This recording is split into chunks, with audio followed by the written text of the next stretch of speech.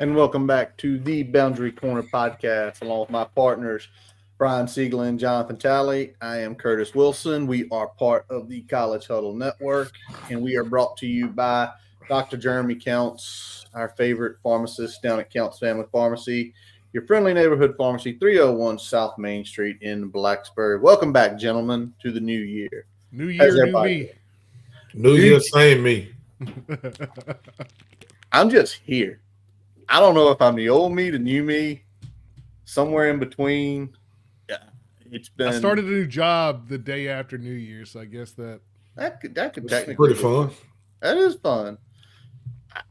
We had Hell Week last week down here in Richmond, man. Tally got to hear all about power going out, internet going out. Brian can't take showers. We got bowl water. I had to melt Yeah, snow so I could flush my toilets. that's crazy. It got apocalyptic down here for a couple days. That's crazy. It was wild, man. I mean, what happens when it snows in the south and then it doesn't warm up the next 2 days afterwards? Yeah, We can and, live and with your snow. and your water plant has a catastrophic failure. You know, yeah. I don't know how that happens. We had some Well, snow for one day, but it wasn't. It didn't get bad. So it's like one day, and even like the day before, I walked outside and I had short sleeves on. I was like, it's like 50 degrees out here. This is gonna be crazy. And then the next day, like I go to sleep and wake up, it's like 6 inches of snow. oh yeah. Well, the whole thing is, did y'all have the day after the snow? It got warm again. Yeah. Then I was gonna say the next day, it was just like my wife is in healthcare, so they had already told him like you can't miss work. It's gonna snow. We know for a fact it's snowing. You need to be at work. So this was just say like a Thursday. She had to get a hotel room. Her and another lady that she works with got a hotel room that's close to the hospital, so she had to stay there. And then the next night she works at she helps out at a retirement home that's close to the home to our house. And I was telling her, I was like, hey, you can come home. I'll come get you because we got a group around here, a Wrangler group called the Rocket City Wranglers. Shout out to them. And during stuff like that, they just get all. It's like I don't know, maybe 50 of them, and Oh you wow. can book them, and they'll come get you and take you to the store if they need to. But they definitely help with the healthcare workers. So they was getting the nurses to and from home if they needed to. And I told her I was like, you can come home. It's not gonna be bad. She's like, it's a big hill, and I'm gonna just go ahead and stay. So she ended up staying at the retirement home the next night and woke up and it's nothing. It's like a dust outside. But you just never know in Alabama, man. When you get some ice and snow, the main thing is these fuckers can't drive. Like I don't try to drive. I'm these fuckers as well. Like I don't try to drive in it. But you got some people because Huntsville is so crazy and people are from like all over. They come here and they're like, "Oh, I grew up in this," and then they don't realize that the roads ain't set up the same way as if you came from the north, or they don't come in ice. I mean, they don't come salt the roads and things like that. So you get people sliding all over the place. Yeah, I liked what you said right there. You might have driven it elsewhere, but the Right? roads down here was not made for you No. to be snowed in and attempting to drive on it. Mm-mm. So that's the good pieces. But they're not yeah, treated properly. They're not built that way. It's nope, not designed for that type of traversal. it is not designed. But we're back to reality. We're back to somewhat normal January now, and it has been a little over 2 weeks since we all got together in person. Obviously, we pretty much talk every day via message, sometimes a phone call here or there. So we're always communicating. But we got a lot to unload because since that point in time, we had the bowl game, tons of portal stuff, no new coaches. We will get into that in a little while. But let's start off with the news that broke this afternoon. I'm sure y'all all saw it. A huge congratulations as Michael Vick will be inducted into the College Football Hall of Fame this year. Definitely well worth it. I didn't even know he was on the ballot personally, so I didn't, and it just popped up. I think I saw Andy Bitter, and it was like Michael's a Hall of Famer. Like, yes, he Yeah. should be a Hall of Famer Right. without a doubt. Right.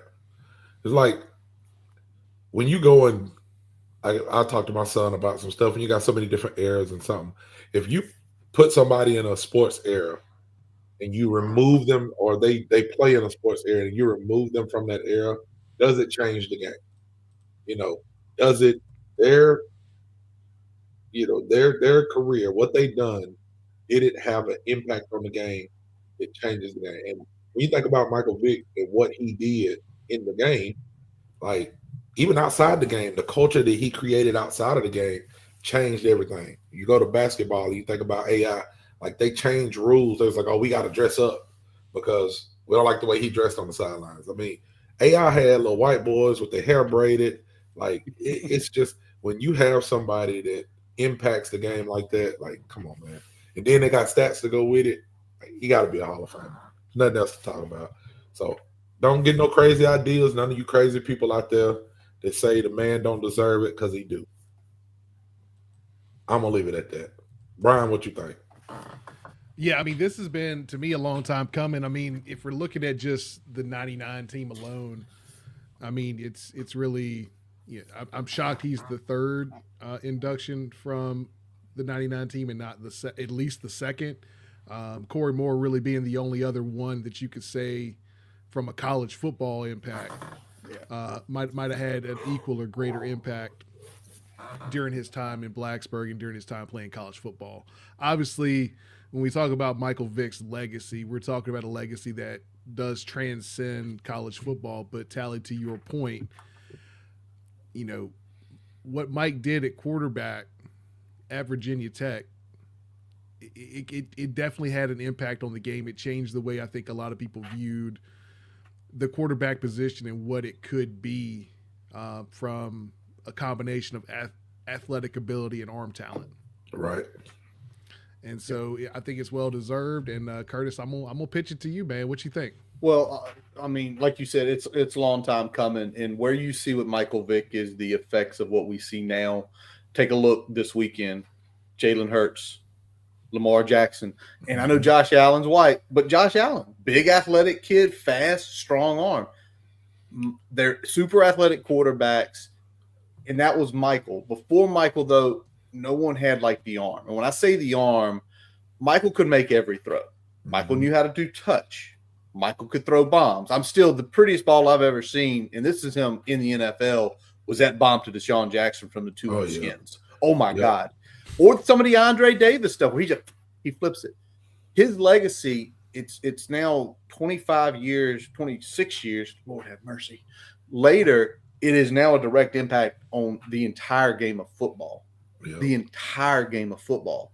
And it's well deserved and so glad for him.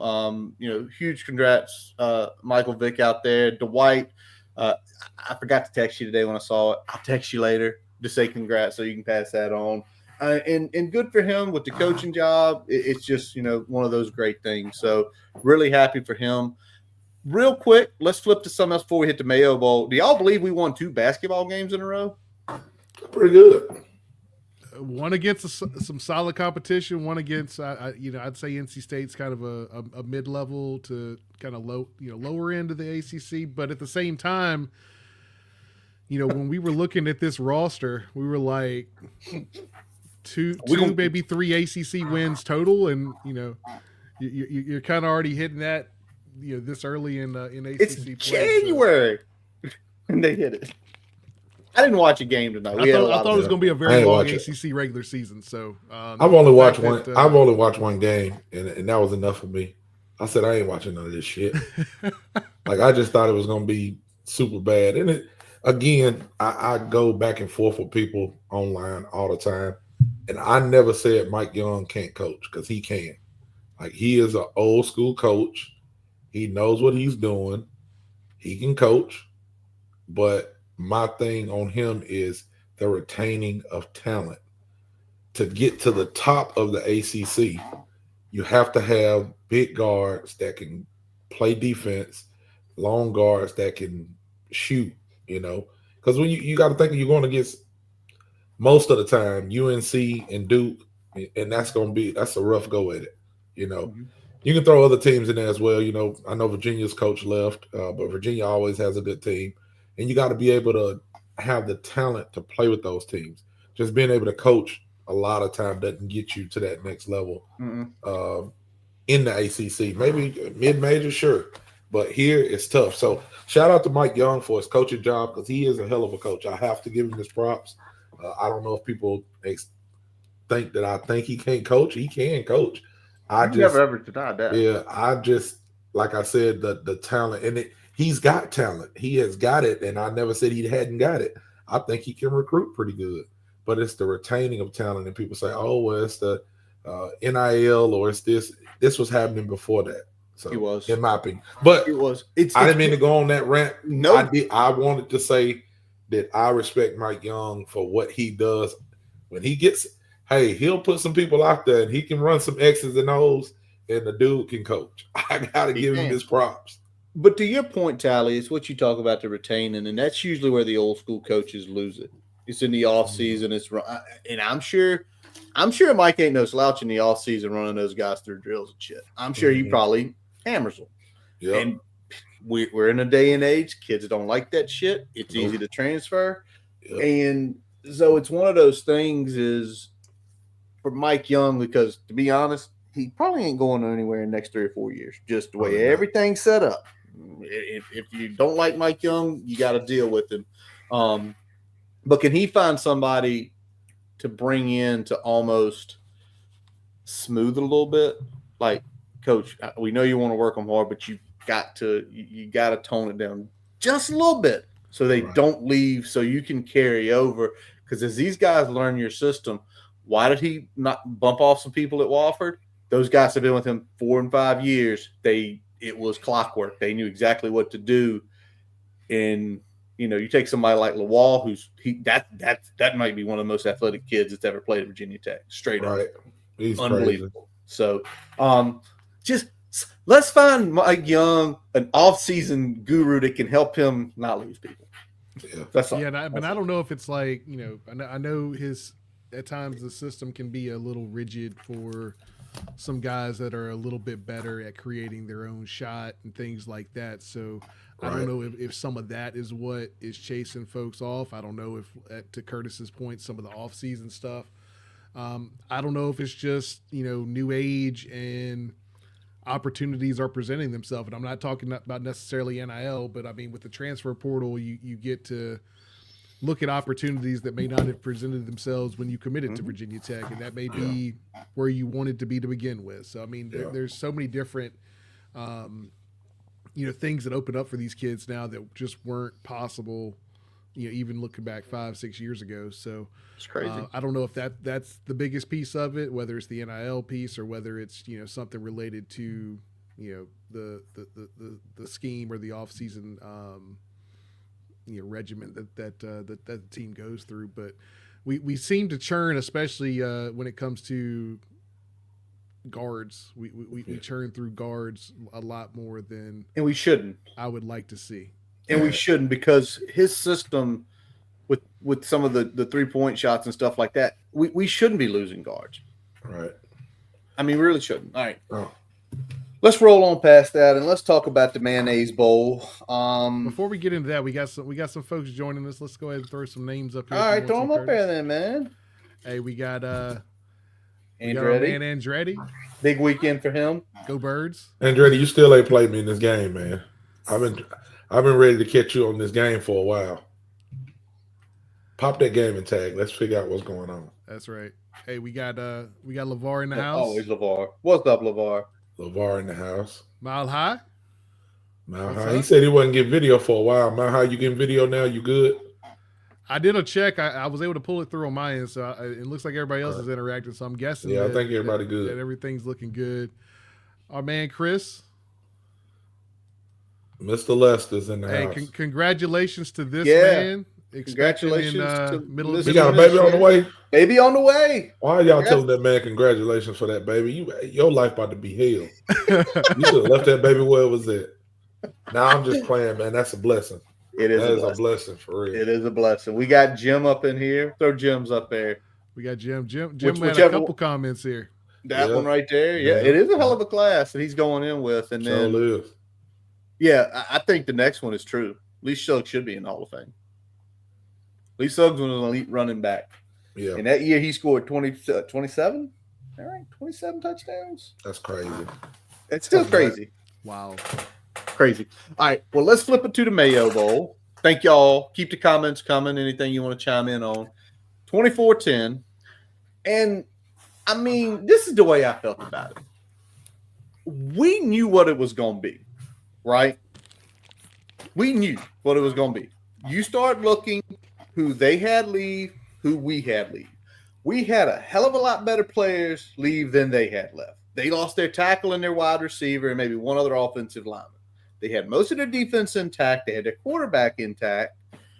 They had their lead running back intact. Not just quarterback intact, multi-year starting quarterback. Multi-year starting quarterback intact. I thought it was going to be 45-7. I ain't going to lie to you. I did too. I was actually, I think I texted y'all after the game, was like, we only lost by 14. That's a win. I think the problem that I had is that there were still some opportunities that we didn't capitalize on. Yeah. And I mean, I know we're going to talk about that in a little bit, but let's start with what went well. What did y'all like? And I mean, what was it? Was it mostly them, the young bucks showing out a little bit, or what was it? Aiden Green and Brody Adams.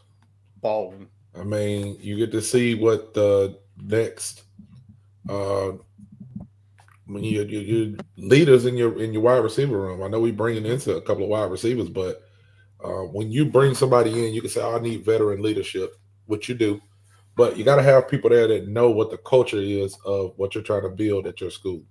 So even if you bring in a kid that's played football for 5 years, college football, that's great that he has some experience, but he doesn't have Blacksburg experience. You know what I'm saying? Yep.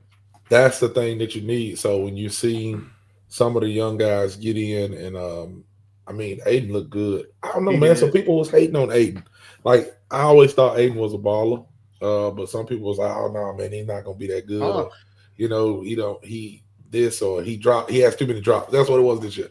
He has too many drops. And I'm like, you gotta take some lumps. You know what I'm saying? Like, he's a young player. He may seem old to us, but what is he? He's gonna be a junior? No, redshirt sophomore. Because he redshirted. Sophomore. Yeah. He's redshirt sophomore. He played very little his first year. He played sparingly this year.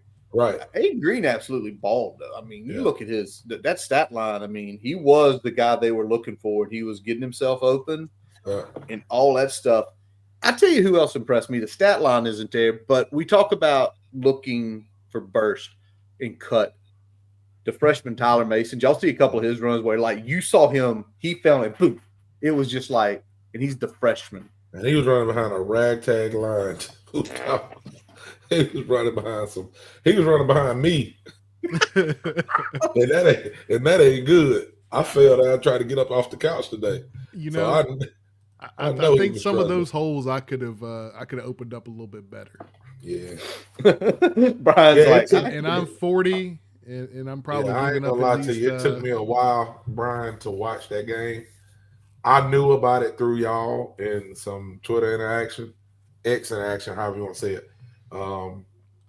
I talked to Chris one night, and Chris, he said a couple things. I was like, all right, I'm gonna go watch it. Yeah, wait, it was late.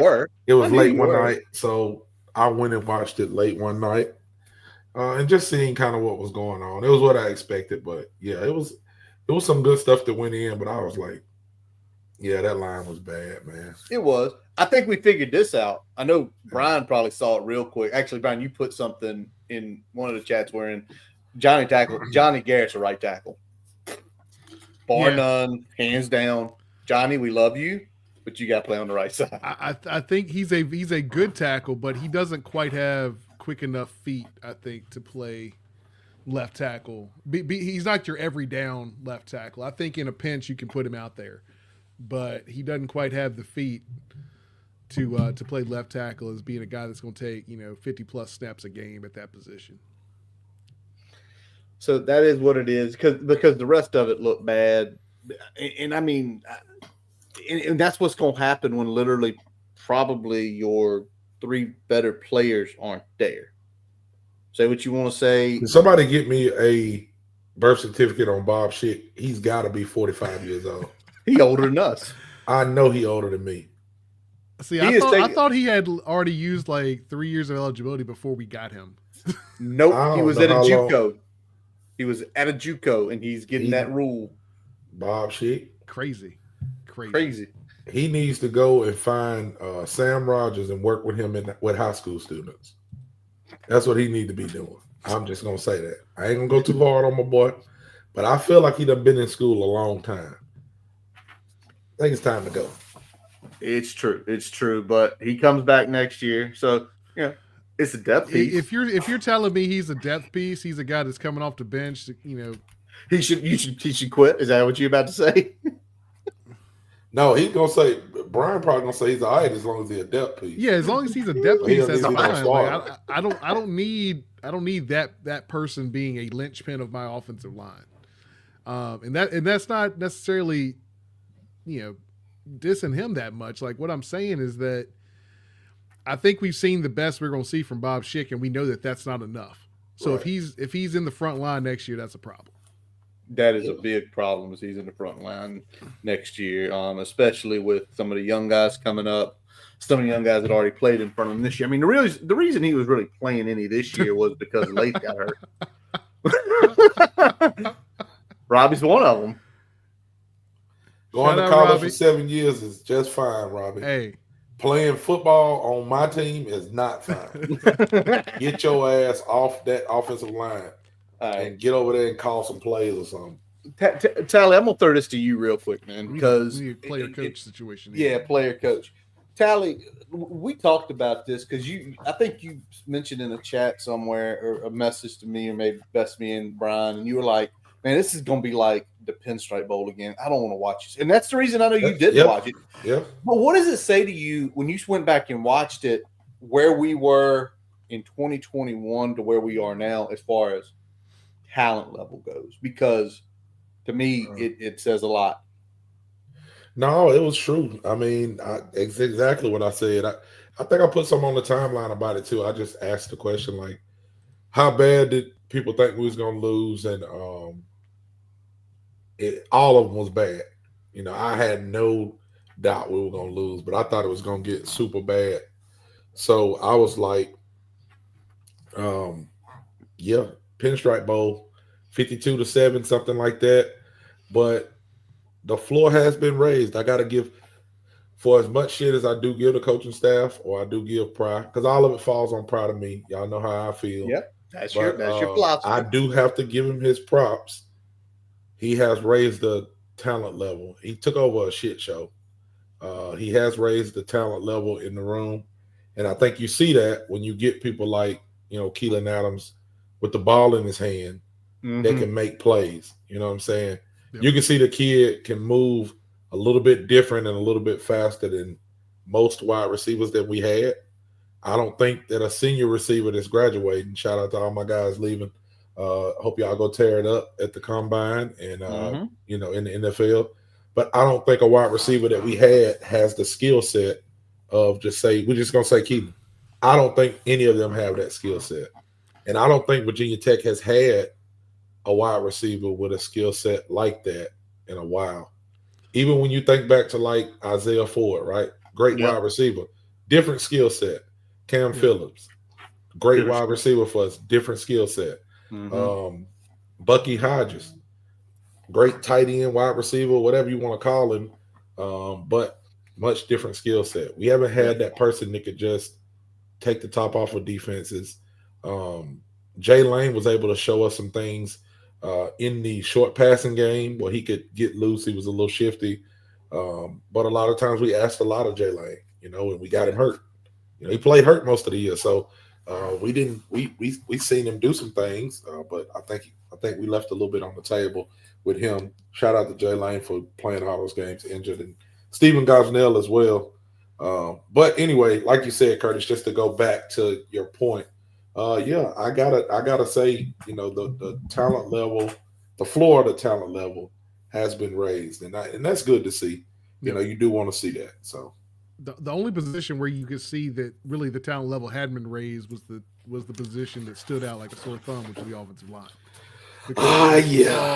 You took the two best and two most important positions off that offensive line, and it was evident that was a problem, and that's not knock to the other guys. I mean, I think they were put in a position where they're probably not quite ready. They weren't quite prepared enough for that scenario, and they got exposed a little bit. Mm-hmm. But pulling back to Tally's point, especially looking at the wide receiver room and the young guys, especially a guy like Keelan Adams, what I like and what I see, and Tally, you kind of alluded to it, but I know we've talked before. There's fast and there's quick, and to me, quick is more important on a football field. Yeah, and Brody is quick, super quick, and that's a product of a couple things. That's a product of being fast with the football. That's also a product of being very good with your vision and precise with your route running. Yeah, and those are things that he does very well. A lot of times when you see those receivers that are quick like that, it's usually a small guy. You know what I'm saying? Somebody who's 5'8", 5'9". They may be listed at 5'11". Well, Keelan is probably 6'2", 6'1", somewhere around there. So to have that, and he's putting on weight, I think he's probably up to about 180 now. Probably came in at about 170. Gaining it. If he can gain another 10 pounds, I mean 6'1", 6'2", 190. Yeah. With that kind of speed, that's a different beast than we used to. Then you start seeing talent that somewhere like Ohio State has, or LSU, or even Alabama. The wide receivers that's come through Alabama lately. You start seeing that kind of talent level. Not saying we're gonna see the same production because we don't know, but I'm just saying when you start seeing that type talent level come to Virginia Tech, now I want to see what we can do with it. And I know we're gonna talk about it later on, even in the portal. The things that Pry's been able to do, and not even fucking having a DC, which we'll talk about as well. Oh, yeah. But Curtis, I think you had a point there that you were about to jump in on. Well, the one thing that the Brody play where he made that big run, it was short-sighted, and when he made that cut, he was near the sideline. He knew it's like, I got to go now. When he made that cut, and it was the explosiveness. Because y'all talk about quick. I always like to I watch it close now, guys who are explosive. When I say explosive, it's 1, 2, 3, boom, he's gone. Where sometimes it takes guys 6, 7 steps before they hit stride. Brody, he made that, the cut was impressive, and then 1, 2, boom. And the next thing you know, it's 58 yards. Somebody angles him and gets him, and I'm sure people gave Chris grief. I'm sure Keelan got grief. But that's what we're talking about. We're talking about those elite traits. You start putting those on the football field, that's how you get better. So I love that. I'm going to tell you one more elite trait, and while we wrap this up, John loves foot. Jesus Christ. Jesus. That's the one you want. See, people like that is who I want to play college football for 9 years. Yep. There you go. Robbie. Not Bob. John Love. John Love. Can we keep him in college for 7 years? I'll be all right with it. I'll be all right with that. But I mean, when he lines up the kick, it doesn't matter where he is on the field. It never crosses my mind that he's gonna miss. It just seems like, what I'm saying? He don't miss, man. I'm always confident whenever he gets back there. Well, just so you know, Tally, he has 2 years of eligibility left. 2 years of eligibility. NIL money. I mean, if you're a kicker when you go to college, you ain't looking at getting money and pussy. Like, give him both of them. Let's go, man. What we waiting on? Let's go. Keep the man happy. Sure. Keep him happy, man. The man in his college career is 88% from field goal range. In the last 2 years, he is 38 of 42. And we be running. And it ain't all been short. It ain't all been little stubby ass kicks either. We running him out there to kick 60 yards, 50-yard field goals. I think one game he had the most points on the team. He did. He might have kicked. He did, yeah. 6. By the way, I know this for crazy. you, Tally. That was for you right there. Had to be. You got JT in the name. Had to be. All right. So there's the Mayo Bowl. Season over. Is what it is. Let's roll. Let's talk to staff changes, because the last time we spoke, the Matt Moore hire had been made, but it was state of the program. So we were talking 10,000 things, everything. Liquor was flowing, brews were flowing, fun was happening.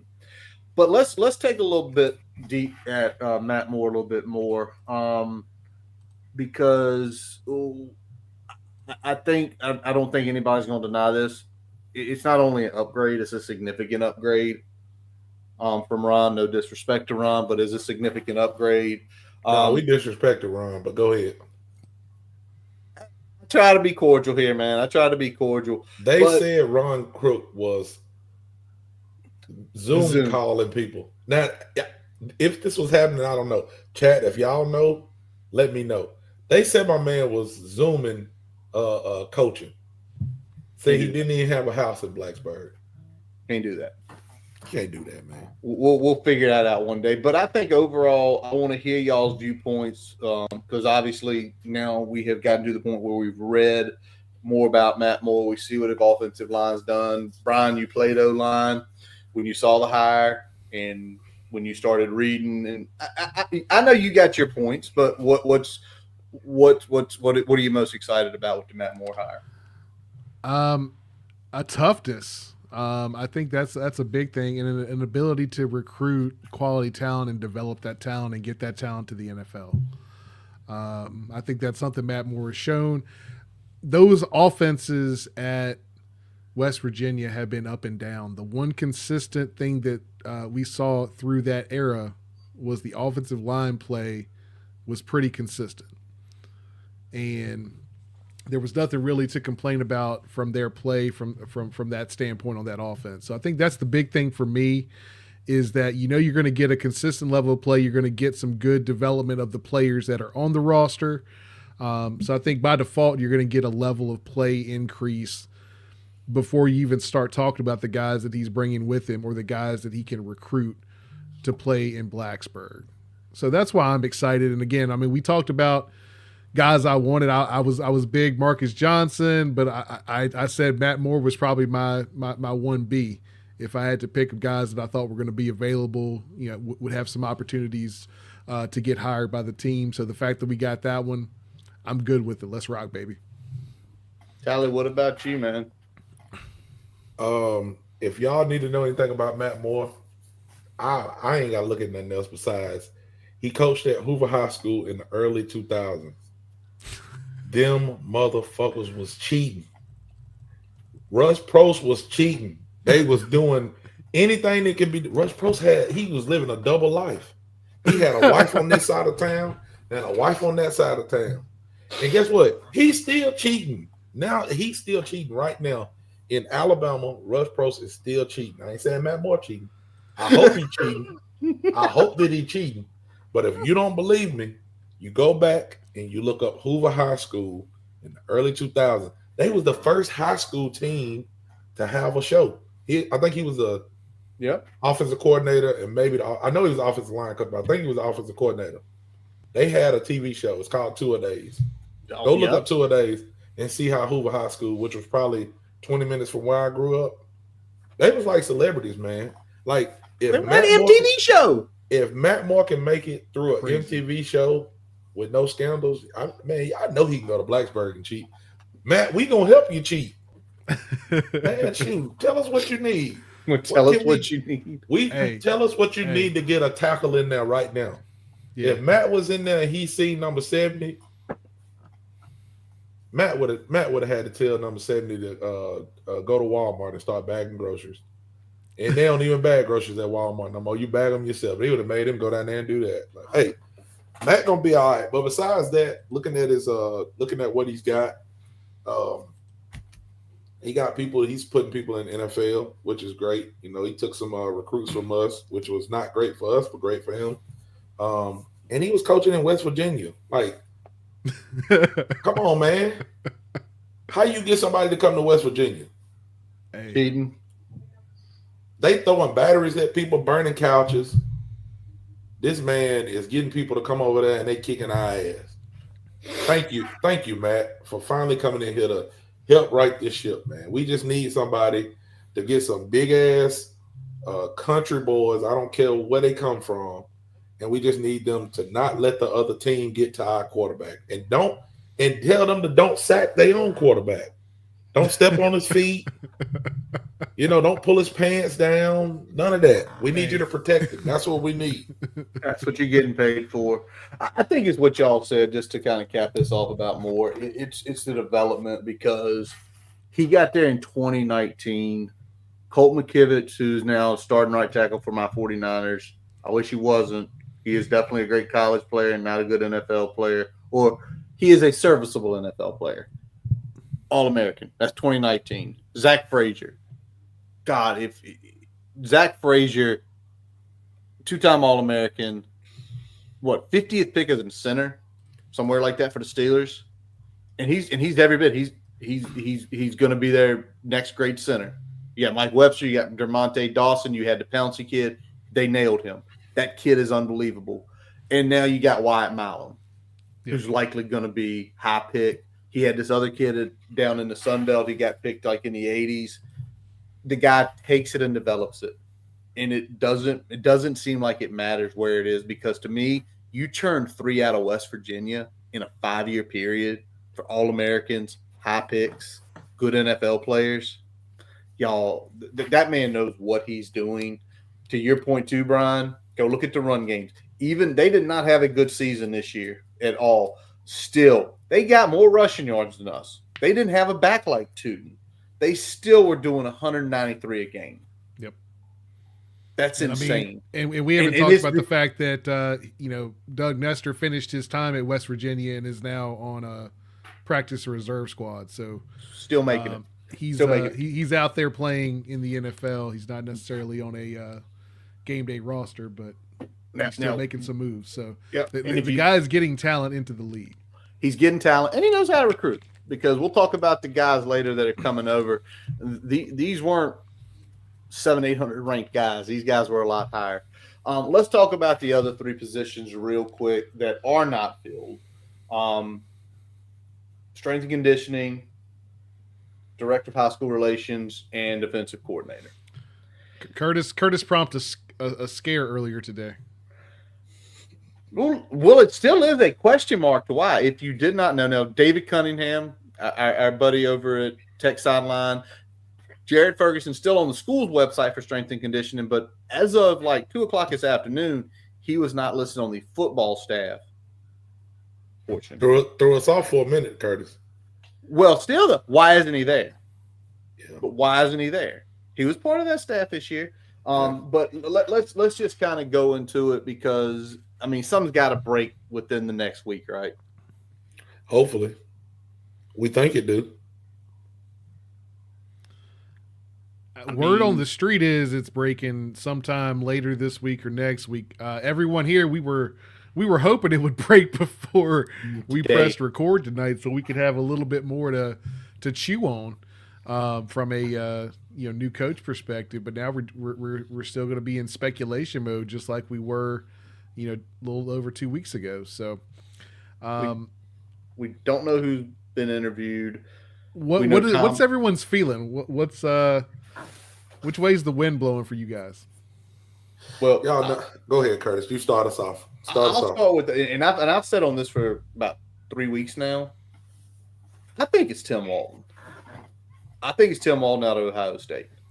Curtis, before you finish, I'm gonna let you go back. But when you said what you said at the beginning of when we first started looking, when you said Joe didn't use defensive coordinator, Tim Hill, I don't know, man. That kind of, and then I did a little research. I would be happy with that. I would be too. I don't know. I've heard that name come around a little bit. Me, myself, I just don't know if we go that big with somebody like a Tim Walton. But go ahead. Callie, answer me this. Why isn't Hemphill here then? Because they ain't played in a month. Because we lie too much. We lie. That's what we good at. I don't know. I'm trying to figure it out. I'm just hoping that if we do have a B or C, that it is someone like Hemphill. Yeah. You know what I'm saying? Fine. I would be fine with that. I just don't want them to come out and say, hey, we're going to promote da-da-da. And I'm going to be like, no, that ain't going to work. That's not going to work. We took this long to do this. What are we doing? Yeah, You better make it. if we go through over a month of speculating and we end up with a Sean Quinn, or we, for whatever reason, bring Bud Foster out of retirement, I know they've said that they're not doing Please, that. God, no. I know they said we're not doing that, but I'd be great with Tim Walton. I mean, I know there's words that we at least had some conversation with Banks. I mean, there's words that there's some Banks won't coming. Banks. I don't. Can I say something real quick? Everybody put that bullshit out there. Tim Banks was making $1.5 million at Tennessee. Yeah, That's pretty much our top is 1.5. He was not coming. I basically heard that the conversation was had. Probably put 1.5 on the table because he essentially matched what Tennessee was paying now, and they obviously cleared it. It's the better play. I mean, no bullshit to us. I mean, right now that's a better place. That's a better job. Right. It's a significantly better job. And I mean, it's an easier job because the recruiting is a whole lot fucking easier if you're Tennessee. Yep. It just is. That's the fact of the matter. So I but mean, back to my guy. I think if even if we were able to beat whatever Tennessee could fucking do, it would still have been a questionable decision as far as whether he would have taken the job. All right. Back to my guy, Tim Walton. Current associate head coach, secondary coach for Ohio State, playing a national title game on Monday night.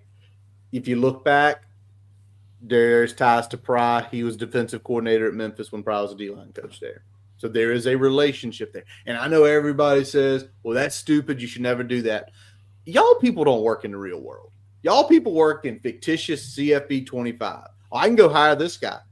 You ain't going to hire anybody you don't know, that you don't trust, that you can't have a conversation with.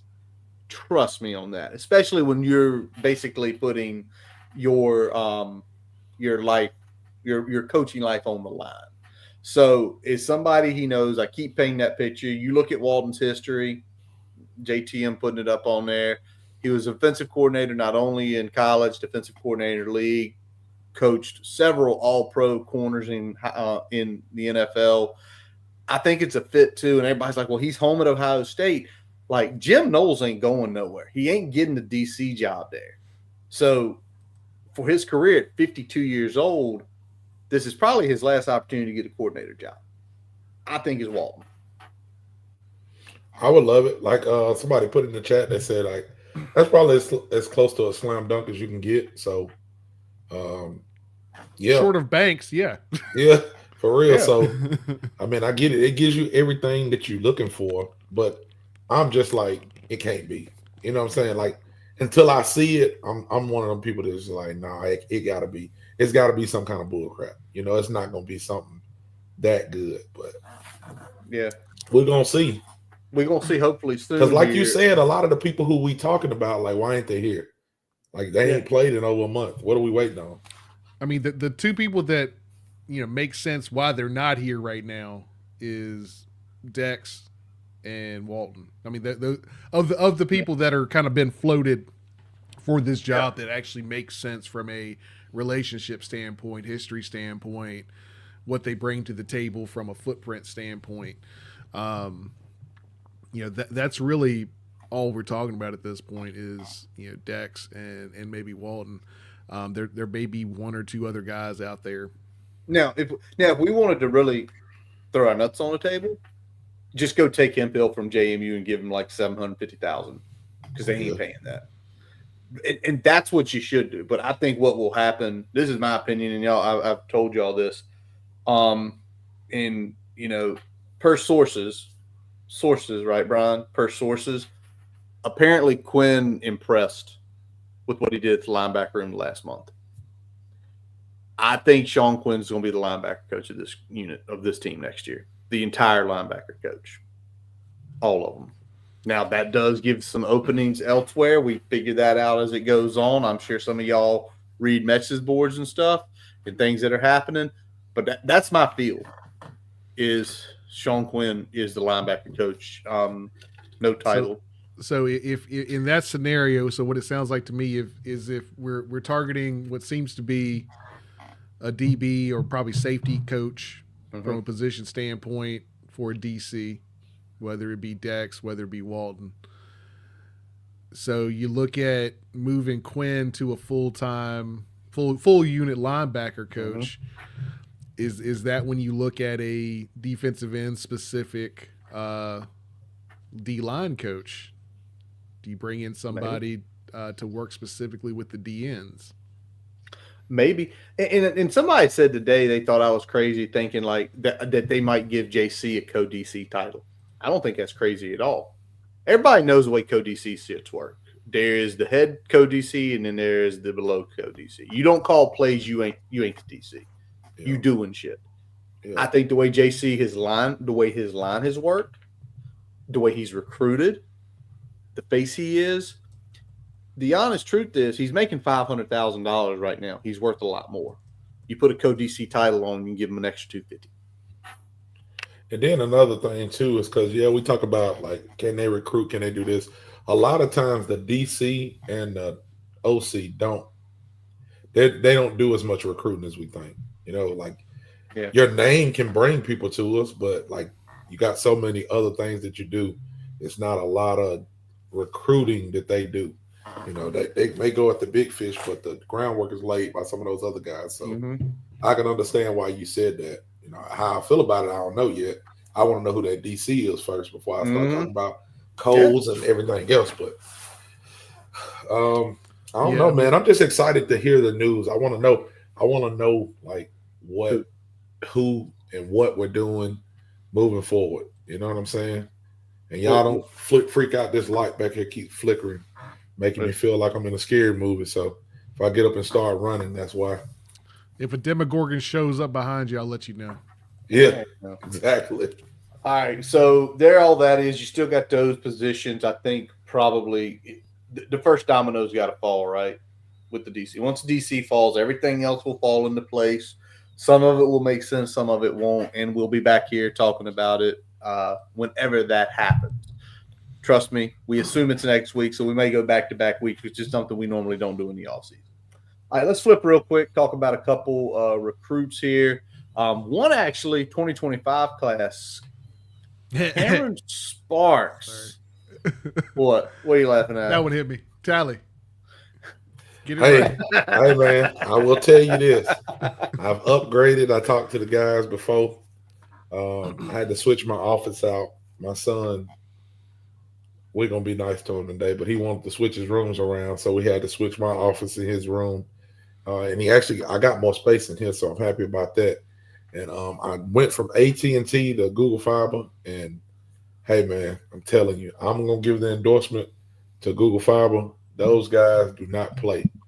They got us set up good. I haven't had no problems. We're going to knock on some wood. We done had no problems with the internet since they've been here, and I'm excited about it. So, yeah, I'm glad y'all noticing, man. I did this for y'all. $70 a month.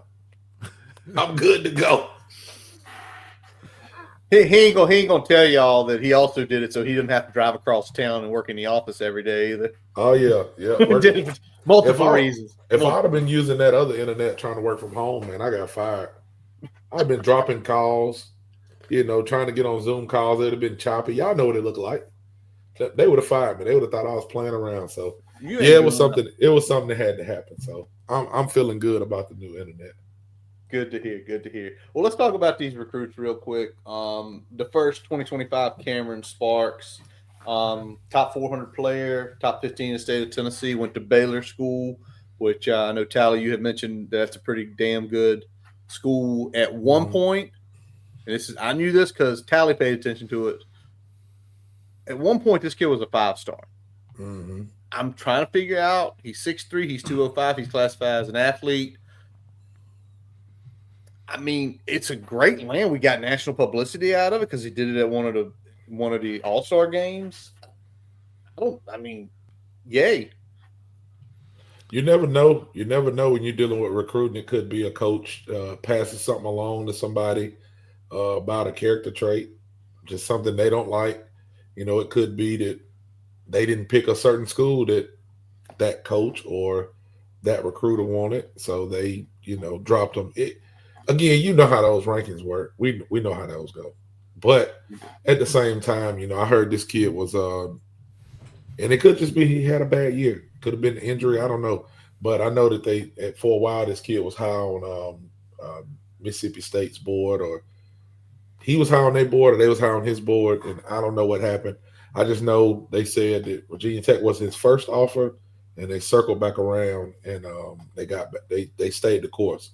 And I got to give, and again, I know everybody who follows us and follows me knows, like, I'm hard on the coaches. I'm not a coach, no coach. Like, I'm not a coach lover. Like, I love the school. I want my team to win. Now, I can like some of the things that the coaches do. So I'm always going to be hard on the coaches because they get paid to do this. So whenever I say certain stuff, I just expect them to win. I expect them to put a better product on there. But I got to give props where props is due. Like, Pride knows what he's doing when it comes to relationships. Like, he shows that over and over again in recruiting. And, when you talk to some of the parents and even the players, and they talk about the whole coaching staff, Fontel, Pry, the list goes on and on of the recruiters that we have. Like, they know what they're doing when it comes to that. I think the frustration is we want to see that passion that we put into recruiting on the field. That's just it. And that's really it. I mean, think about Cameron Sparks. I mean, looking at that ranking, Josh said it here in the comments. Sometimes it's a guy that's really good out the gate, and sometimes competition catches up as you kind of age up. Right. He's still getting solid grade. Like, he's a very high 3-star on 3 and 24/7. Still a composite 4-star overall. I mean, so he's a guy that is still considered a pretty high recruit. And when you look at his offers, it's an interesting offer list because he's got some really good offers when you look at those, and then it's like, but it's not the usual, like, murderer's row that you would expect from a guy that had a 5-star label on him at one point. So that's interesting. It does look more like in that high 3, low 4 range. So I think he ultimately got to about where his talent level probably dictates over the course of time. He got there a little bit of a different route than most folks go. Right. Yeah. Let's talk about the other kid, 26, the second but the only commit for 26, Carnell Warren, 6'4.5", 195 pounds, Bluffton, South Carolina, top 5 player in the state of South Carolina, top 60 player nationally, 4-star. How long do we hold on to him? I don't know. We know how everything goes with all this stuff. But again, Tally, I didn't even know he was.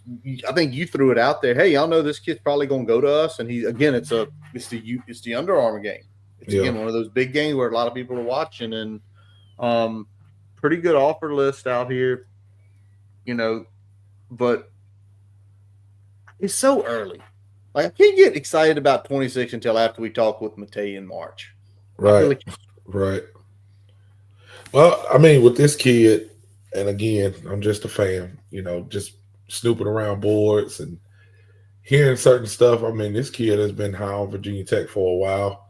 From what I heard, family loves Virginia Tech. I think, he loves Virginia Tech. So I think it had been in the works for a while. He wanted to announce it there. So sometimes that's a good and a bad thing, Like, I know what I want. From what I heard, he's not, like, super high on the recruiting process. He just wanted to lock in and focus on football. So that could be good. But again, you never know what happens if you go and put a shitty product in the field and somebody loses their job or something. What happens, whatever. Mm-hmm. But at the same time, like I said, to get him that early it's cool. But then you get turned around on the other hand, and the quarterback, whatever his name was, Falco, whatever his name is. Yeah, you get him you get him to commit early, and then next thing you know, you seeing the iPhone notes come out. I just want to thank Virginia Tech. Get that shit out of here. Just don't commit that early if you don't want to go there. You want to exactly. Yeah, don't use a placeholder, but it happens. That's what kids. It does. It's part of the process now, and I mean, I think that's one thing to think about is that I think overall, I mean, you look at the last few years. I mean, Pride's done a pretty good job of when guys commit, he does a good job of holding on to them. there are those examples that kind of go against that rule, but generally he's done a good job. If guys get in the boat, they stay in the boat. So you feel a little bit better that that commit came early January versus a little bit earlier in the process, like it was with the quarterback. But I'm excited for this one. I think it's going to be he's got some good some really good potential, obviously, and another chip in the cap there for Fontel Mines. So As always, man, as always. All right, let's flip over. I got one more thing before we jump onto the portal stuff. And I don't know if y'all saw this. I think I sent y'all the article, but about the basically in unison, all the coaches of the FBS level are saying they want one portal starting the day after New Year's through the 12th, 10 days when you can jump in the portal. First of all, I'll ask Brian, A, do you like it? B, do you think it will stick? I have less of a problem with the time of the window more than the placement in the calendar. I think that I wish they would just back everything up, including spring ball and start of the semester and all that stuff, and get kind of this ironed out between the 15th and the end of January. I think a 15-day window is probably okay. Okay. That the issues with that's moving spring ball to May, and so there's a lot of trickle down here because you have to move spring ball to May in terms of academic eligibility and all that other stuff. But that would give you the opportunity to have a window after everything's finished in terms of the sport. The regular season, the postseason, the sport is done for the year. You have your transfer portal window immediately after that, and then those guys are eligible for spring ball when that kicks off in May. You have a May spring ball. You have, your 2-month off season, then you get into camp. Tally, anything from this on you? Man, I don't ever know what these people doing. I just know I feel like they let it get bad so they can come in and regulate stuff. That's what I feel. I feel like they're gonna come in with some stuff next year. Portal windows. I ain't gonna say capping NIL, but paying attention to NIL, knowing about it, all of this stuff that they're incorporating. I feel like they wanted it to be kind of the Wild Wild West, to be like, see, we told you need us.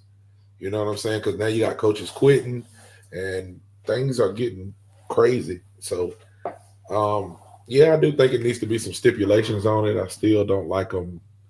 Like, I don't know how that works with what we're doing with the placement, but I feel like, yeah, stipulations definitely have to be there. And like Robbie said, I mean, there's going to be more changes coming. It has to, Well, yeah, there's got to be more changes. But the whole thing about the why it has to be at some point before like mid-January, Brian, to your point, yeah, the last 10 days of the month, early February would be great. But school starts in most time middle of January. Kids have to be spring ball, so they're eligible for spring ball. They don't necessarily have to transfer in the spring window. You move spring ball in May, that's officially summer session. They can transfer.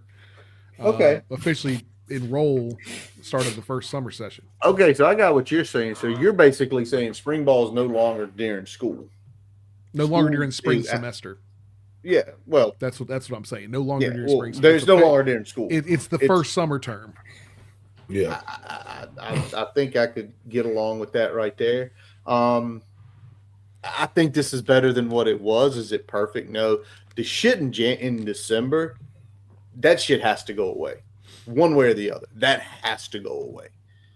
If they stay January, the mid, you're fucking up your product. You're fucking exactly. You're fucking up your product. Well, you're fucking up a lot of shit because at that point, there's a ton going on. With you're trying to get high school kids in, you're trying to get bowl prep, and you're trying to figure out what's going on in the portal. I would take this over now.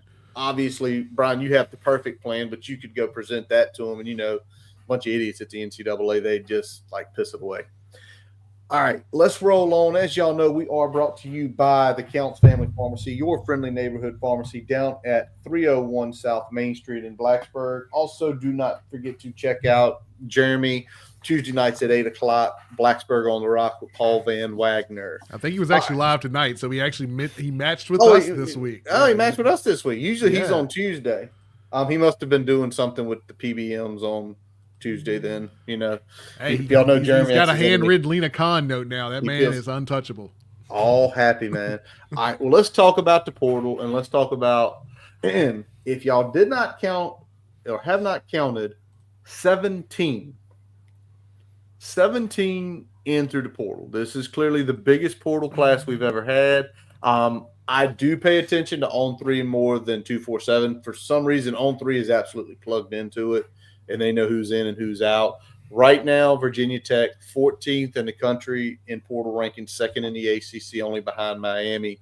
And I want to start on the offensive side of the ball because obviously a lot to replace over there. And I want to start with the skill players. And I'm going to pitch this to Tally first. Tally, of the 4 skill players we picked up, as you started looking at stats, maybe watching their games, highlights, who are you most excited about coming in? I'll probably say the running back from Bowling Green, Stewart. He's probably the guy that I've been the most excited about just because we're going to have such a huge hole to fill with Tootin leaving. And he does put you in a mind of Tootin body size and how he runs, his ability to break tackles and things like that. And I just feel like he had a lot of production. Some of the other guys that we're getting, they're more, potential guys.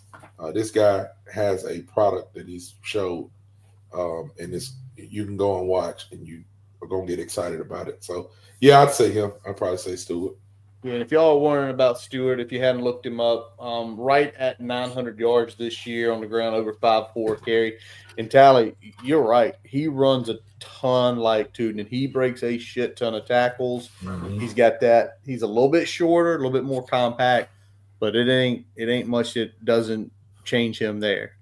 Brian, what about you? He likes Stewart. Are you on that boat, or is there somebody else that's caught your eye? You're looking at just the offensive side? Offensive skill players. I'm getting to the big boys next. Skill players. Okay. All right.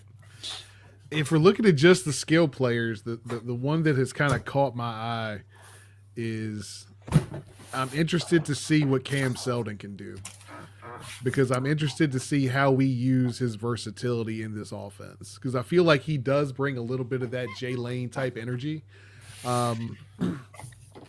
He's gonna, we've got a bit wide out. He's gonna play wide out like a running back, right? So he's gonna be a guy that is going to run through you a little bit, run by you some. The question is going to be with him being a full-time wide receiver, which it seems like is what we're going to use him with some kind of hybrid backfield opportunities there. Can he kind of ramp up his production as a receiver? Is he going to be a guy that you can count on, getting a handful of catches every game, or is he more of a gadget type player that you can kind of use situationally and scheme up against a defense to get some big plays? I don't know which one that's going to be. I'd rather see the former. I'd rather see him be more of a dynamic player than necessarily a gadget player. Okay, I hear you on that. Yeah, I mean, obviously the big thing about him that everybody's been talking about is he was a Virginia kid. He got recruited hard. He went to Tennessee. As all story with all Virginia kids that leave, you go elsewhere, they gonna screw you. They don't care about you. You got to come back home. Y'all know that. I'm gonna go a little bit different than y'all, and I know I'm not doing this at all to go out here and say, "Oh, you're just trying to be different." I like Marcelius Hawkins, and it's for one reason. He's coming from D2. He's coming from the Mules out in Central Missouri. Yes, that is their nickname. It's the Mules. It's a giant red mule. Go look at the thing. It looks funnier than hee-haw, and if you don't know what hee-haw is, I'm aging myself significantly and where I grew up significantly. But if we look at this kid, he is truly a dual threat running back with what he did not last year, because last year he effectively got in the portal early, what he did 2 years ago down there. But what I think this does more than anything is Hawkins is a junior, a true junior. Stewart's a senior. We are not having to throw a ton on Jeremiah Coney and or Tyler Mason this year. That's what I love about it. You're putting it now. If they go out in spring ball, they whip ass, they jump him. That is what it is. But it's not that pressure because we saw both those guys, and I like the way they set that up. That room is now sort of set up to say, this is when it's going to be your turn. You jump on them, you jump these guys, or these guys jump you. That is what it is. That's football. But I love the way they've got that set up now. All righty, let's go ahead.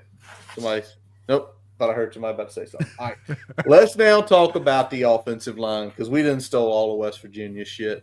Brian, who are you excited about, if not all? Give me Thomas Remack, baby. So I'm excited for having a guy that can come in, immediately solidify the interior offensive line, be a leader, which I feel like has kind of been a little bit of a void. I mean, we had Caden Moore, and we're losing him obviously. So I think this is going to be an opportunity to get some leadership in that room. I think there's some other guys that could play a big role on this offensive line as well. But Remack is definitely the guy that I'm looking for from a leadership standpoint, from an ability standpoint, to really solidify this room and kind of set the culture of what Matt Moore is bringing in, because Matt Moore is bringing his own brand of toughness as a coach, and Remack is going to be the guy in the room that's going to kind of filter that down to the rest of that unit. I'm excited to see what he can bring to the table there. Oh, you're on mute there, Kurt. Yes, I mean, Brian pretty much hit the nail on the head when he talks about Remack, because it's like we need stuff now. You know what I'm saying? You want to know the other two guys are young that he's brought with him, which is good. We want some youth, and we have some youth, but Remack is going to be the guy he's like, I've been with him. I know, what he expects when he's talking to the other players. Hey, I know he may have didn't pay attention to you when you asked him a question, but that's just how he is. Hey, I know he may have yelled at you, but he does that because of this. This is what he wants. You need a player like that to kind of be a coach in that room with you, to get the other guys on board. Because, I mean, when you think about Virginia Tech, those guys have been through, 3 coaches in 4 years? Something like that? 3 coaches in 3 years? 3 coaches there's no stability there. So when you have a guy that comes with the coach, and he's able to tell him, like, hey, I've been with coach for 3 years, 4 years, whatever it's been, and man, he's helped me a ton do this. And you can go back and look at his tape. The other guys, they've been with him, he recruited them, but you can go and look at this guy and say, yep, he's done it. You know what I'm saying? He's played at a high level, he's produced at a high level, and this is the coach that helped him got there. So I'm excited about it. But also, if I just had to throw somebody else, Al Turner. Is it Al Turner? Yeah, Al Turner. Yeah, his upside is nice. Much different when you go look at offensive linemen in high school, because most of the time they're bigger and faster than people that are playing. So it's hard to take tape from high school, but he seems to have a high ceiling when you just go look at what he was able to do, and his ranking and things like that. And plus, I seen him in the recruiting when he was out in his recruiting pictures. Hey, the man had on some retro 4s. If I got a white offensive lineman that's got some retro 4 Jordans on, that means he done been around some black people, so he understands how this world works, and he ain't scared. He gonna get in here. He got a little style about himself. His daddy already been getting involved with Hokie Twitter as well. Yeah, which we need him to do that because we crazy. We like crazy people. We hope he crazy. So yeah, man, I'm excited about I'm excited that a coach came in and he brought some shit with it. Yeah, you know what I'm saying? Like, I'm used to people taking shit with them leaving. I'm glad he brought some players with him and brought an attitude. And I'll say this: I do got to give a shout out to. Won't say no names, but I'll just say a source that I trust was in the room with Matt Moore on a recruiting trip. And he was very impressed with what he's seen and heard from Matt Moore his recruiting tactics, how he talks to the high school kids, how he's already talking about Virginia Tech. So um, I didn't see it firsthand, but again, the person that I trust, my family, told me that he seen it firsthand and gave me a kind of a breakdown on what he seen and what he heard. And from what he said, I'm excited about it because when you get a lot of time offensive line coaches, I mean, most people just conceive them as like meatheads. You know what I'm saying?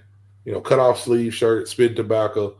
Get out there and block somebody. But when you got somebody who, as it was told to me, can break stuff down, like, hey, when I get you in as a senior, now you're a senior in high school.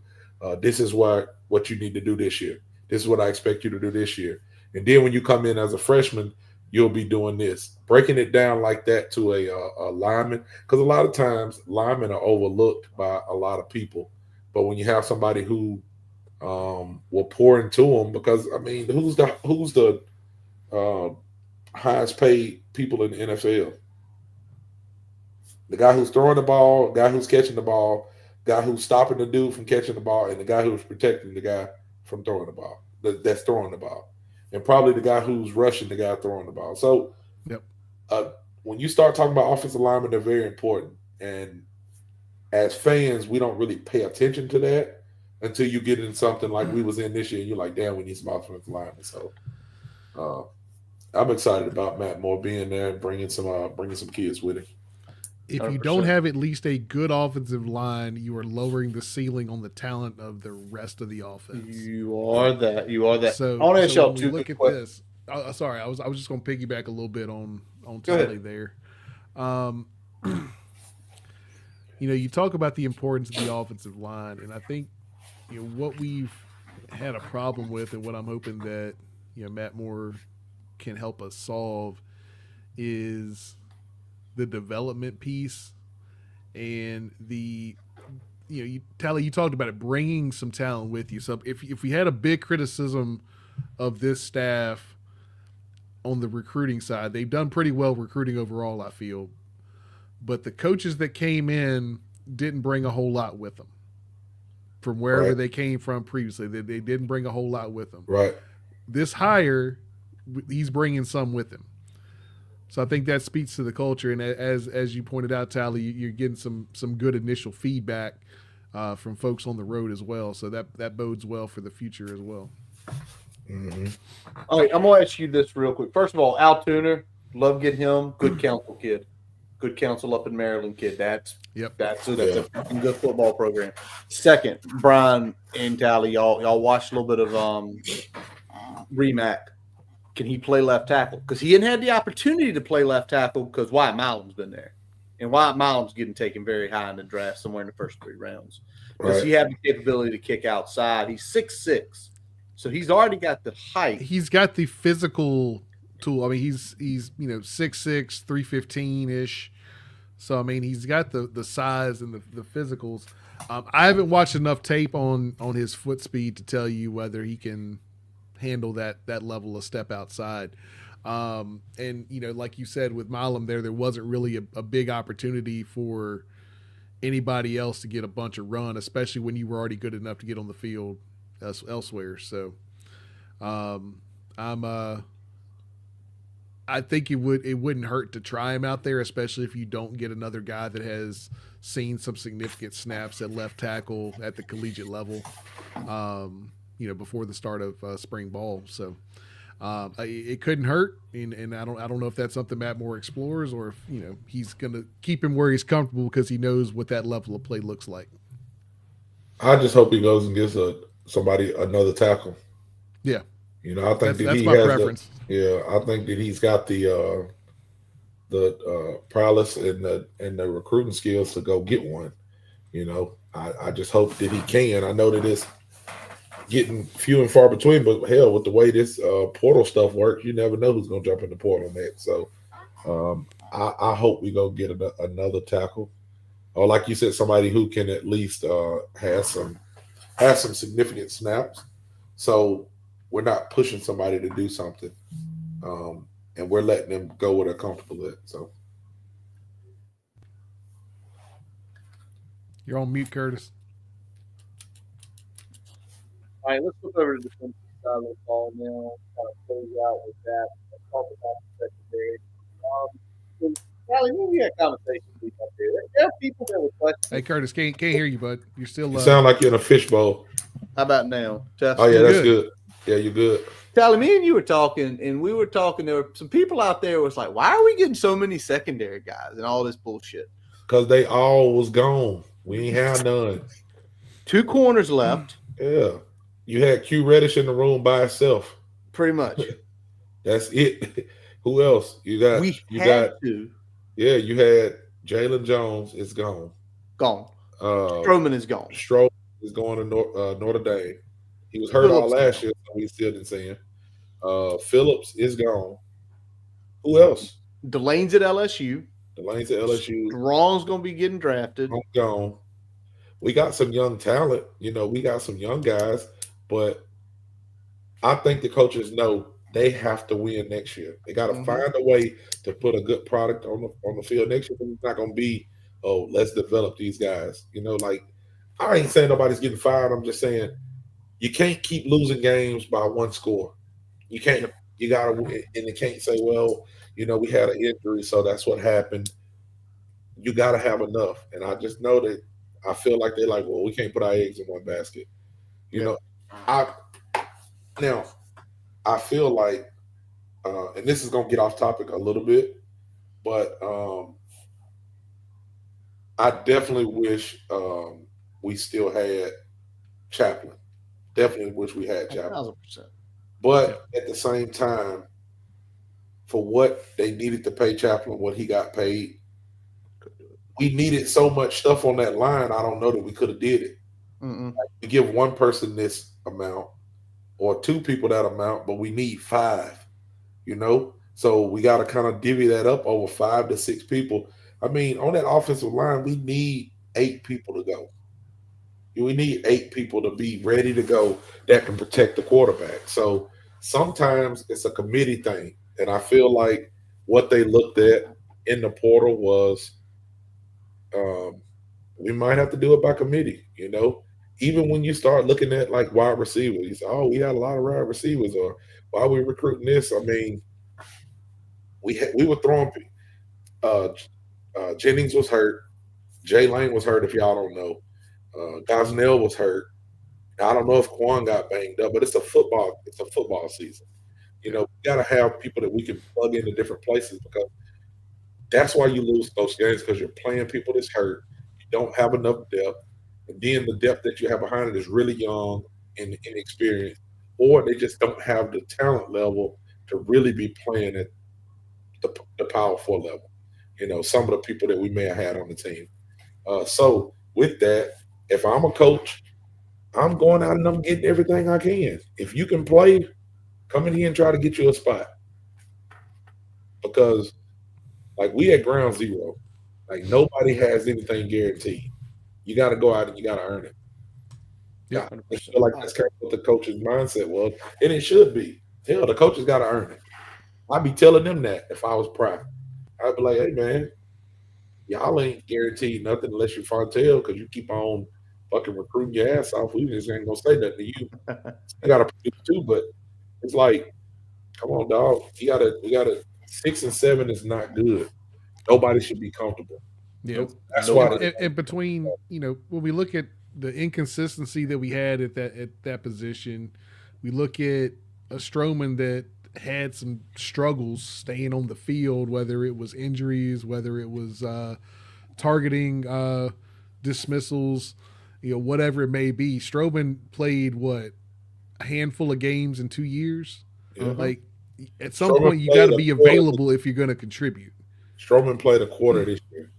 Yeah, so one quarter at Vanderbilt, and we never got to see him this year. So at some point, you got to be available if you want to be an asset. Yep. Jalen Jones was a converted wide receiver. Yep. And did a great job for us, did what he could do. But at the same time, it's like, what's his level at the level of the guys we're bringing in? I don't think so. I mean, the attempt was like the ceiling was Divine Diablo, but like Right. he never got past serviceable safety. Like Right. he's a guy that you wouldn't mind having in your two deep, but he's not a guy. And unfortunately, we had to be a frontline player for a lot of snaps, Right. game to game, and so that was the problem. You throw in Most Phillips, who's a talented player, but was young and still learning a lot and made a bunch of mistakes, and we saw those out there. So I mean, there was, and those guys are no longer with us. You gotta backfill, and you gotta backfill with guys that have seen it and done it, and that you've got enough tape where you can say, I can rely on these guys at this position, because that's one thing that this secondary, we considered that cornerback room a big asset. We considered the safety room a big liability at the start of 2024. Everybody talked about it. We talked about it. Linebacker room was probably the only other room that was a bigger concern, right? So when we look at safety, I feel a lot better about safety right now than I felt at any point heading into 2024 or for the duration of the 2024 season, especially once you had a Stroman go down in the first game and found out pretty quickly that you probably weren't going to get him back at any point during the season. So Right. I feel a lot better about what we've done here. And when it comes to secondary, you can never have too many of those guys, because those guys play a lot of snaps. They're running a lot. They're all over the field. Safety wise, you got a lot of big collisions. So, I mean, you can't have too many of those guys back there that you think you can trust and rely on. So do y'all have a particular favorite, or like who's the guy that stuck out, whether you read stats, looked at tape and said, that's the guy right there? Talking about in the defensive backfield? Yeah, the DBs, because we got 6. Yeah, I'm going to tell you who my favorite was, and not for the reason. Well, I'm going to tell you the reason. Q Reddish's brother. That's who my favorite is. Let me tell you why. You got to play the game within the football game. There's another Reddish brother that's still in high school. Yes, sir. You may try to go get. You got to play the game, man. You got to play the game. So he's at a D2. I ain't even watch film. I don't know what he can do. I don't care what he can do. You just get him. But you got people coming at Q Reddish because Reddish can play. Mm-hmm. Reddish is the future for us in that defensive backfield. And why don't you shut everything down and you go talk to the parents and say, what if I can get all of your boys together? So you're just going to watch one game. Y'all are just coming here. You're just going to watch Virginia Tech. We're going to take care of your boys. We're going to take care of you. So we go and we get his brother, and we bring his brother in. And then I see the brothers tweeting, oh, we still got one more to bring. We still got one more out here.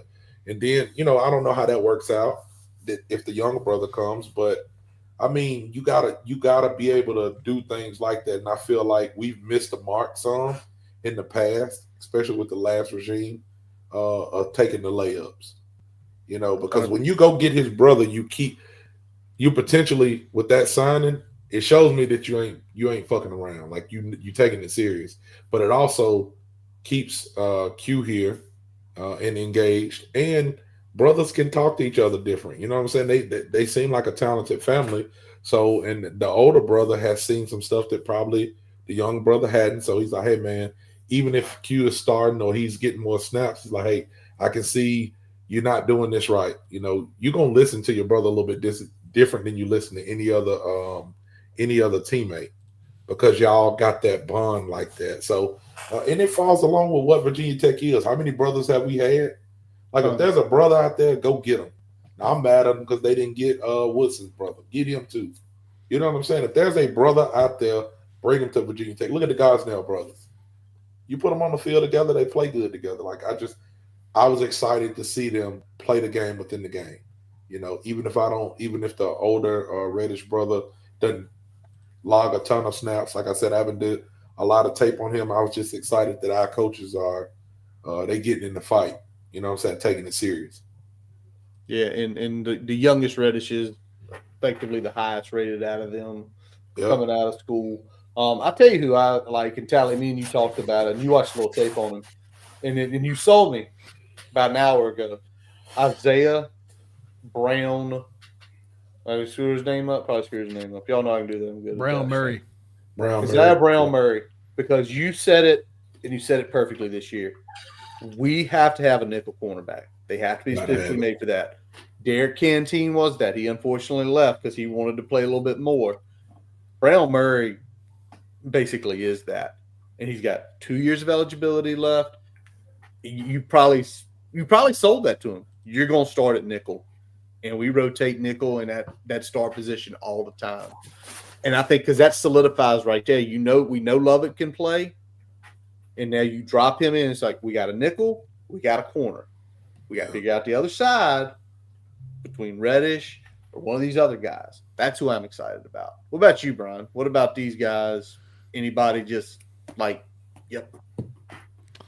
You know, I like both Tyson Flowers and Christian Ellis. Yeah, I think maybe Flowers just by a hair here. I like his size. About 2'11", 6 foot. I mean, I think that's a guy that's going to be a big asset back there for us in the safety. And looking at his tape and things like that, I think he's going to give us a consistency of play and a discipline, a controlled chaos that we haven't really had at that position in a while. And probably Stroman came the closest to that when he was healthy and eligible. But I think we're going to see some big things from him. I think he's going to definitely make a big impact in 2025. And the other big part about getting it, and again, Charlie, this is the game within a game we continue to talk about. You now do not have to put the middle Reddish in probably a bad position for his career. Because he played solid this year. But we know it's like you're a sophomore. You're very still young to the college game. We saw it with Mose Phillips last year. We saw it with his freshman year. He's still making a ton of mistakes where we know as a safety, if you fuck up, it's over. Yeah, you last line defense. You blow a coverage, you miss a tackle, you miss a gap, it's done. And I think, to me, like, that's the game within a game. That's also talking to the parents, right? Telling, saying, hey, listen, we're not going to put Q in a situation where he's going to screw up his career. We're not going to put him out there because we're bringing all these other guys. We're getting everything ready. Not so much this year, but next year, he's going to be our dog as a safety. So, anything else on the secondary room, which is completely remade? If you've got your favorite, throw it in the chat. We'd love to hear it. Love seeing Koval come back home. Should have came here to begin with. That's all I'm going to say. Let's go to the front seven now. And 4 guys there. I still can't figure out what they're doing with one of them, but any favorites on that Bass, Priester, Nash, Diancum? Obviously, Jordan Bass is a big fucking name and a big deal in a room that needs some consistency and some experience. And Bass is now a player that has had a little bit of run, and I think is kind of ready to take the next step. And I think we're going to give him a good opportunity to be a big time player in the middle of that defense. Kylie, you got anybody?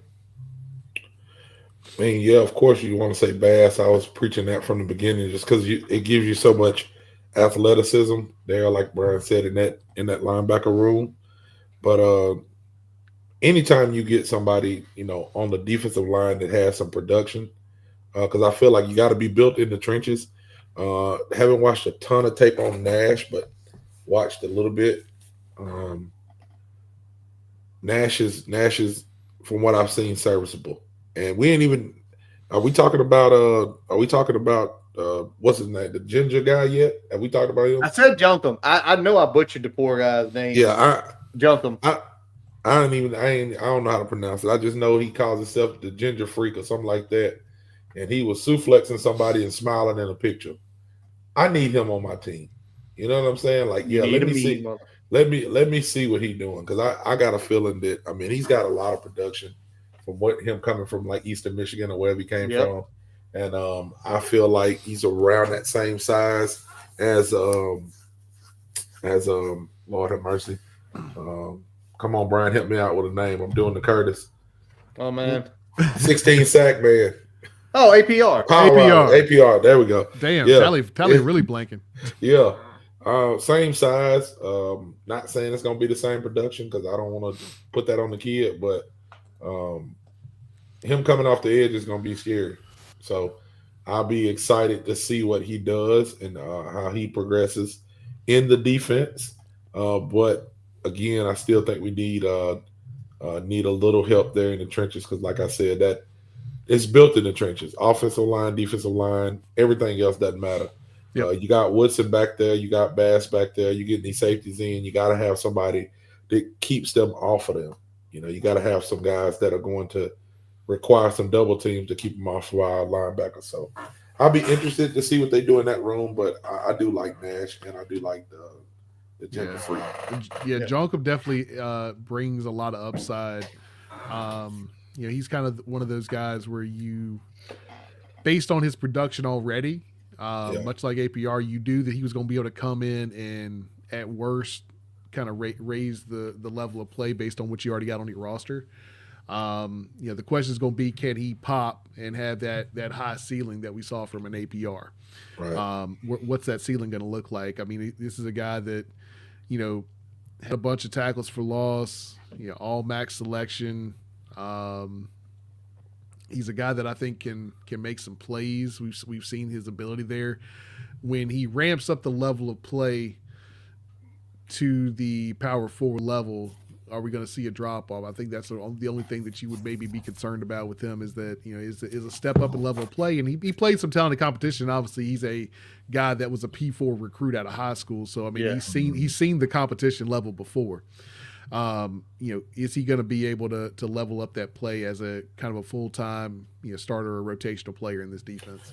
Brian, let me ask something right quick because I didn't watch the full game. I know y'all did, and Chad, I know some of y'all was at the game and watched the game. A lot of people like what they see from Emmett Laws in the Mayo Bowl. Did y'all get to watch him any, Curtis?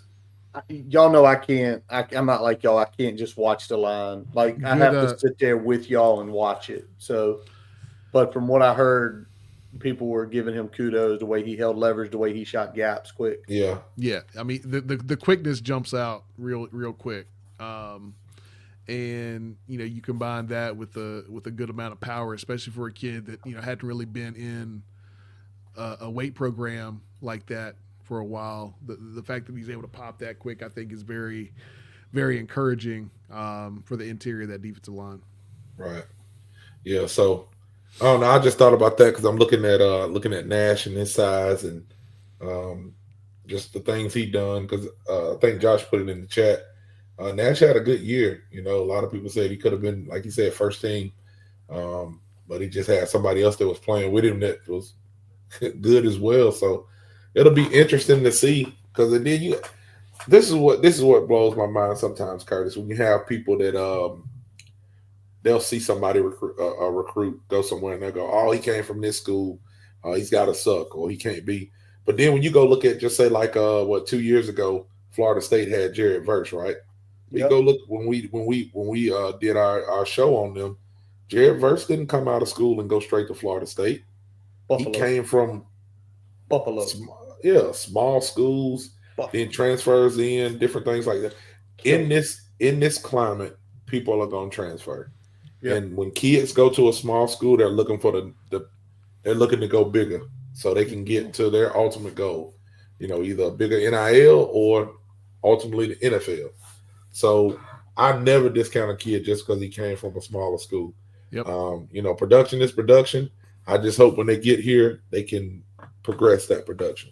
Yep. I think the big thing with that is that a lot of times, kids that get recruited out of high school, sometimes the fit and the opportunity aren't there. So they go to a place where they have some fit and some opportunity and get to showcase their ability. Right. And then you're like, okay, well, they've shown what they can do. You got some tape. That's something that these other schools that may fit that mold a little bit better and have seen what they can do in that similar style of system. They can say, all right, well, I can see that leveling up here. I can see that working here. I think he feels a need that we have. When thinking about like a defensive line, like, all right, well, you got a big end, but you want a guy that can really get after the passer. or you got that guy that can get after passer, but we need a big end that can be good against the run.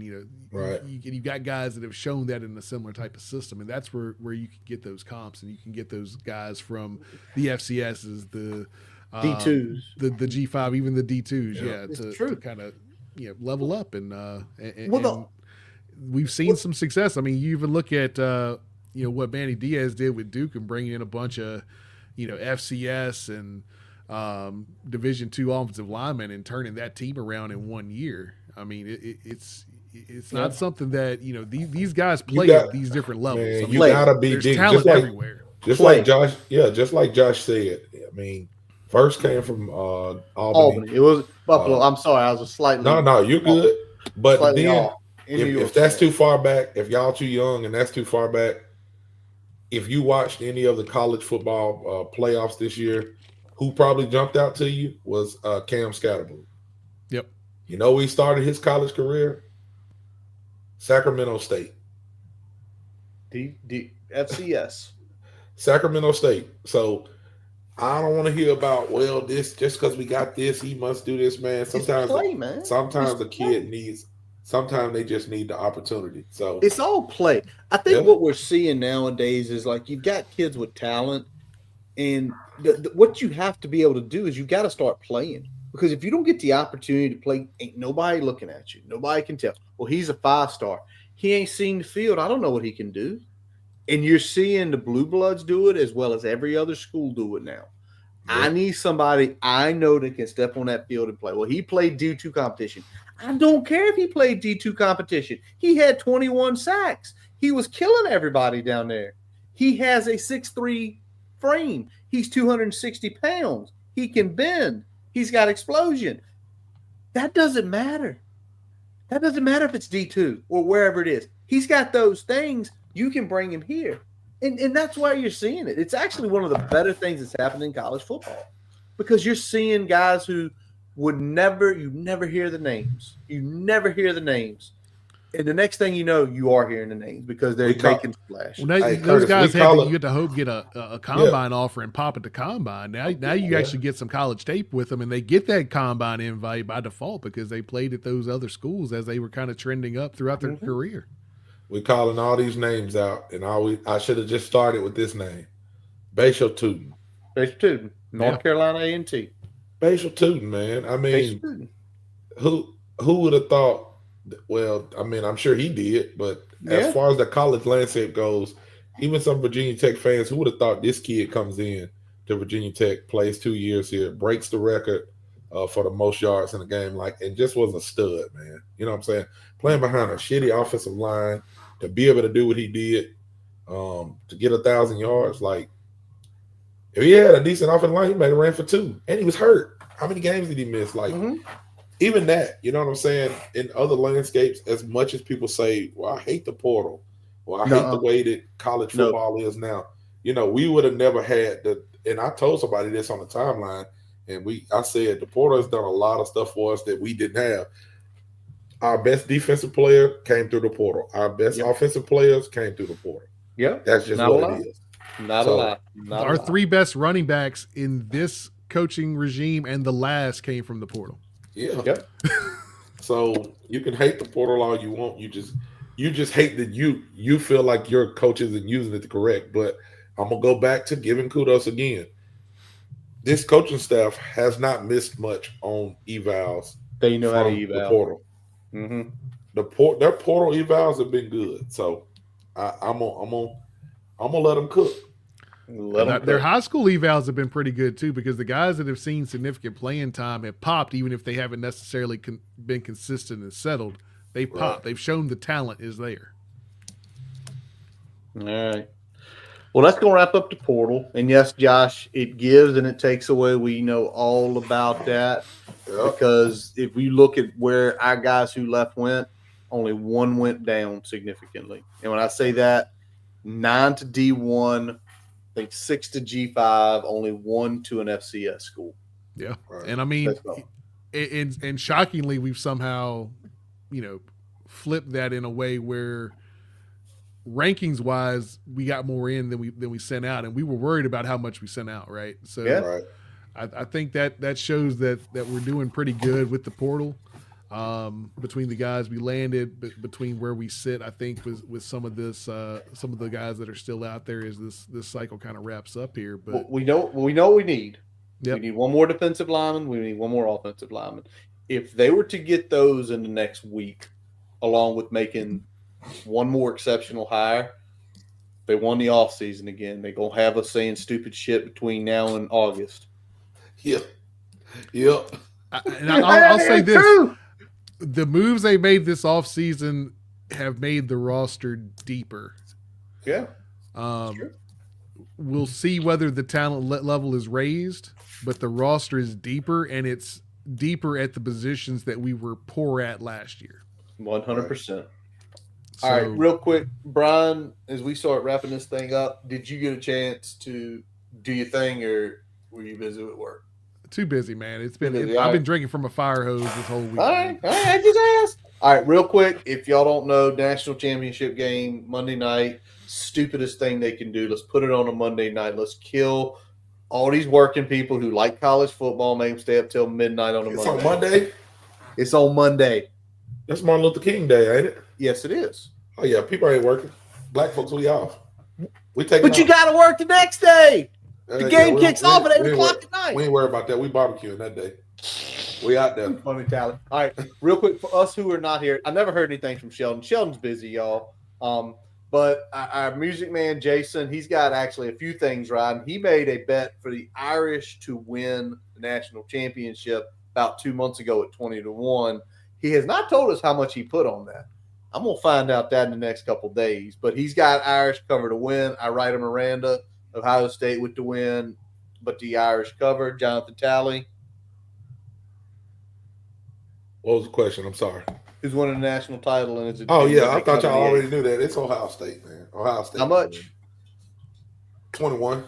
21. Wanted to make sure you stuck on it because you texted me 21 earlier. He said 3 touchdowns. He said uninteresting game. Do your barbecue. Celebrate MLK Day. Brian. I've got with that -8, I got the Irish to cover, Ohio State to win.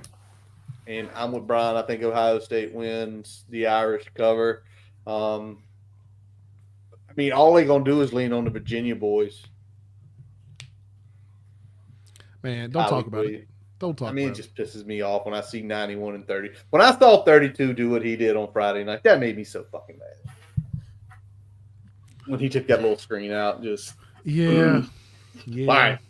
Anyway, anything else before we wrap it up tonight, boys? You know what? Just sitting here watching some of the way that game against NC State wrapped up, just going to give a little bit more kudos to the basketball team for gutting one out, especially being down 15 early in the second half there. So that was a gutsy win. I don't think this is a very talented team, but I think it's a very gritty team. I'm trying to look up a stat for you, Curtis, before we get off here. All right. This is why I say it's going to be a blowout. Why you say it's going to be a blowout? Last 5 years, 2024 or last year, 34-13. 21 points. 2023, 65-7. That's the ugly one. 2022, 33-18. 15. Kind of close, right? 15. 2021. That's an interesting game. 52-24. That ain't interesting. 2020, 42-25. You can go back to 2019, 44-16. These games ain't close, man. People keep arguing about, oh, I can't believe they messed up college football and these games aren't interesting. I said, when has the national championship game been interesting in the last 5 years? Might go back. It might have been 2018. I had it pulled up. I think you're right. I think 2018 was the last. 2018 was the last interesting one. Yeah. Is it right? Was that Bama and Clemson? I think that was Bama and Clemson. 20. That was Georgia. That was the Tua. Tua when they beat the guy on the cover 2 on the corner. Yeah, I mean, come on, man. Like y'all, people 7 years ago. What have you done for me lately? These people be in their own worlds. I was like, man, I'm enjoying the games. I don't care who loses and who wins. What about that? Everybody kept telling us we weren't going to get good games. The games Thursday and Friday were good. We stayed up playing poker and literally till the last of those games. And then Friday night, if Steve Sarkisian could get his head out of his ass, why are you running a pistol toss 9 yards behind the line of scrimmage against Ohio State? He didn't want to win, man. He was drunk. He was already. Hey, don't joke about that because he might have been drunk. We know the history there. All right. Anything else y'all want to say? We didn't win an hour 45. Hey, listen, we'll say this. If there is a coaching announcement before Wednesday of next week, we will be here live, probably on Wednesday, depending on basketball schedules. But anything else, boys, before we go? I think we good to punch it, brother. I think we good to go, man. Shout out to everybody who came and hung out with us. We know we go a little long. We know it's a weekday. Y'all always come in and give us great content because a lot of times I don't know what the hell I'm talking about. I just listen at Josh in the chat and regurgitate what he's saying. So appreciate y'all for coming out, Josh, Chris, all our guys. When you're listening to it tomorrow at work, man, just Jim, we're gonna have a positive mindset. We're gonna have a great DC hire. We're gonna get this last couple of pieces in through the portal, and we're gonna start back a line. There we go. All right. That's not a lie. That's not a lie.